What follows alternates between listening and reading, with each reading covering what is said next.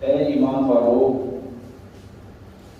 اللہ سے مدد طلب کرو صبر کے ساتھ اور نماز کے ساتھ۔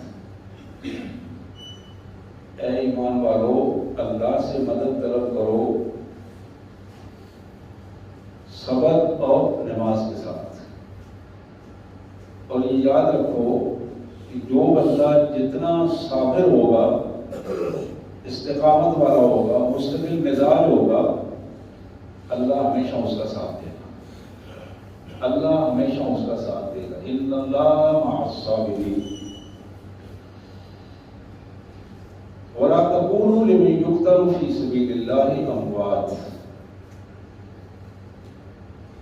اور جو لوگ اللہ کی راہ میں اللہ کی رضا کے لیے اپنی جان دے دیں، تم ان کو مردہ نہ کہو، تم ان کو مردہ نہ کہو۔ عام مردوں کی طرح ان کی حیثیت نہیں ہے، بل احیاء، بلکہ ان کے لیے قابل احترام زندگی ہے، ان کے لیے زندگی ہے قابل احترام۔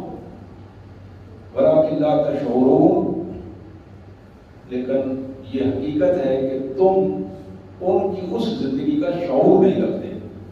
تمہاری زندگی اور اس زندگی میں بڑا فرق ہے۔ ولکن لا تشعرون، تمہیں اس کا ادراک نہیں ہو سکتا۔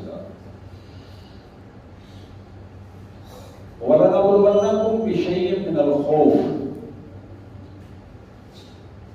ہمارا قانون یہ ہے، اور تم اسے طے شدہ قانون سمجھ لو، وَلَنَبْلُوَنَّكُمْ، ہم تمہیں ضرور آزمائیں گے۔